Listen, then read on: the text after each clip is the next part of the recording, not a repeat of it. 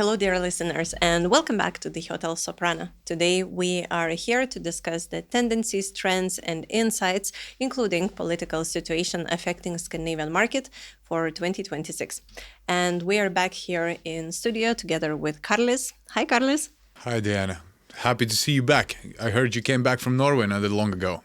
Oh, yes, that was quite a trip. I have been visiting very different regions in Norway. And besides talking to our clients about recruitment and getting ready for summer season, and including getting ready for winter season already, actually, because smart entrepreneurs, they are already planning way ahead, not the last minute, So we actually had very good and interesting conversations with the clients about the political situation. Because in some areas they have more tourists from international setting, and I have asked, how is it going? Do you feel it? Is it like ripple effect already or not yet? But they were saying that actually some were already ready and they had protected from any kind of, not particular this situation, but any kind of this within their money guarantee policy. And some were saying that it has not affected because the amount coming from those affected countries, it's not that significant. Third, we're saying that they have actually increase of tourists that are planning to come from within Europe, because Europeans are thinking maybe I will just travel now in Norway, And only and some were saying that we are not affected by this a lot in Norway. So overall, Well, I believe so. Numbers and statistics says otherwise. yeah, we have seen the statistics by Statista. I think we will put it in the video, where it says that it will take about 2 months, the effect for recovering right from the market. So it is globally. It depends, I would say. It depends how long this all drags on globally. And if the situation worsens, the business, if we're talking about individual hotels, the revenue can drop and the cancellations can come in a bulk sum. And then you need to plan what are you going to do to bring it back up. And if you can't bring it back up, you need to do some cutting and some preparations and to keep your employees happy. And if you are in a remote location, that could be a pretty tricky situation to be in. I work myself with a Norwegian market, and yes, it's an interesting situation, and it's real-time happenings. That's where I see businesses as hotels, not so much as restaurants, but the hotels, the running machines, the money-making machines, they need the right people in a right place for everything to tick over. If you get a wrong people in a wrong place, it's just not going to work out in these kind of times and going forward as well. But I think we're going to go more into the detail through the podcast.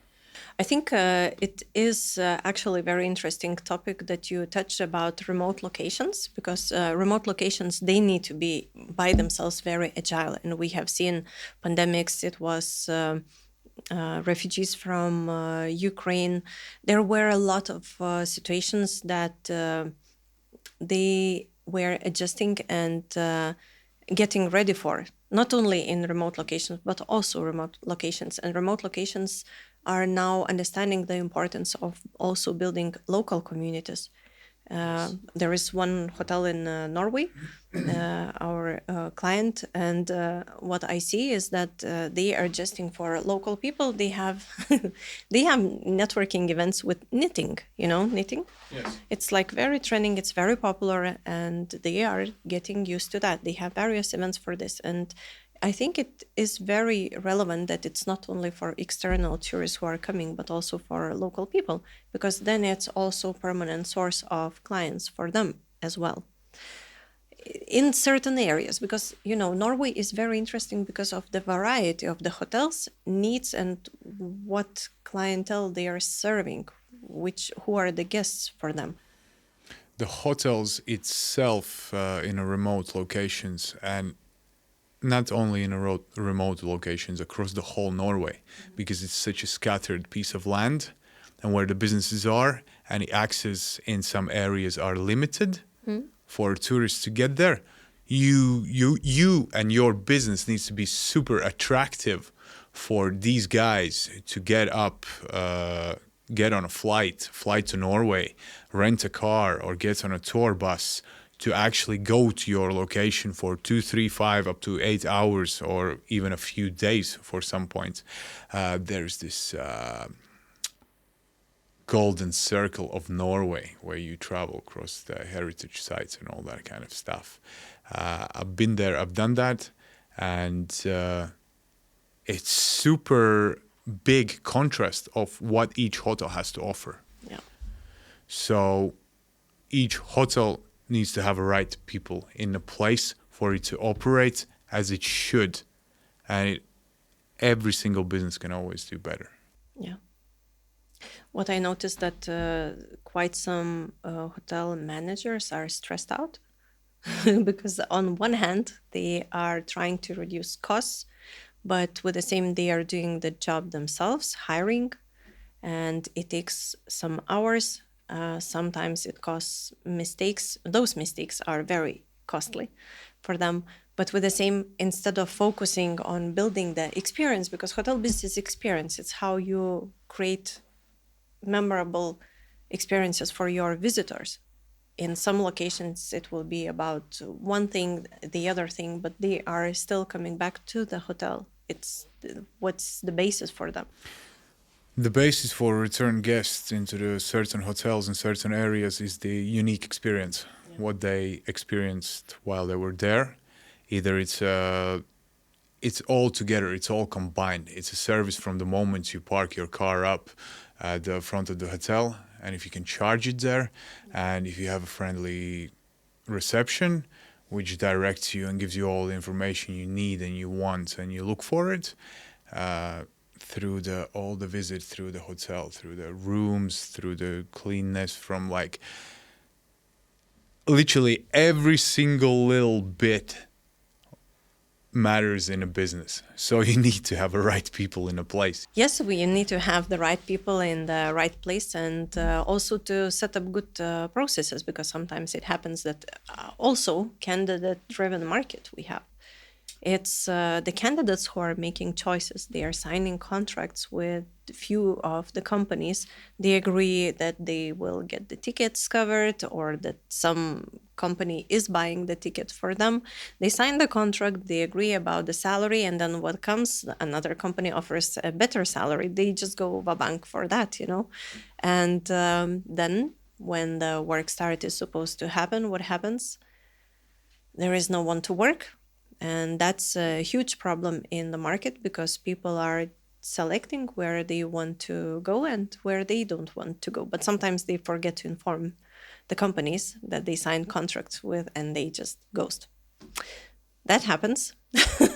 That happens. I have experienced that myself, and not only in the Norwegian market and across the hospitality at all. Hey, by the way, do you know what's trending in recruitment lately?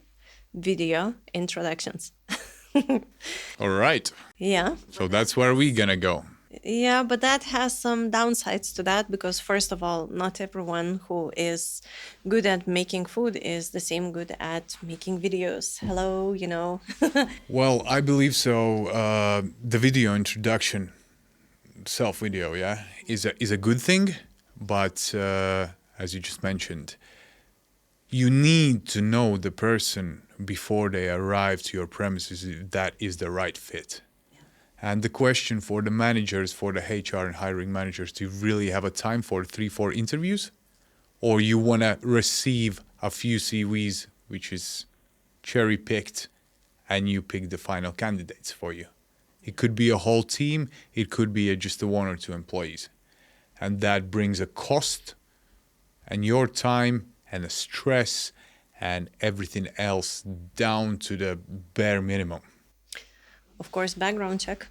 because there are not only bad habits sometimes, cultural differences, but also personal traits that are affecting the quality of work. And if not carefully chosen, that can be costing quite a lot. It Yes, can, everybody can be also good liars, fake CV, and sometimes those workplaces, they don't even exist at all. you can have a best CV in a world, and then you arrive at the location which you're not psychologically ready for. Yes. You gotta live in a small room which you weren't informed about, or you got a surroundings where you can't go and have a social drink after work. And you need to be ready for that. We have some candidates who are saying, I don't want to go and work for a remote location, even though it offers extra benefits like accommodation and so on. I want to go to Oslo. I want to go out to have nightlife. I want to go out somewhere. That doesn't sound to me like a perfect candidate for a hospitality job who wants to go and enjoy themselves after work straight into the Oslo town center nightclub. So, yeah, you need to have the right people in the place. But sometimes they are saying, I want to go and it's okay. I will live in the mountains. It's okay for me. And then is the crucial question: have you ever lived in the mountains? Have you ever been there? It looks cool in the pictures in a Google, but actually, when you get there, It's cold. it's cold, it's quiet, it's only nature. Yes. And at the beginning, most likely, you won't have any friends with who to spend time with. And a lot of people think, oh, yes, oh my God, I can do that. And when you actually arrive to that camping site or a hotel or a luxury boutique hotel, oh, wow, this is not what I expected. Or I can do it for 1 month. And then some people are saying, I'm going out because I cannot handle this. It's too lonely. It's not so many people. There is no action. I need to drive far to get to the shop and so on. So it's not for everybody, but the more interviews, sometimes the better. Not sometimes, but most often. The more interviews means that less of mistakes in hiring can be made. Yes. And thank you for staying in today's episode with us. And if you have some questions, feel free to write to us podcast@soprana.no. We would love to hear your feedback, insights, suggestions, and questions.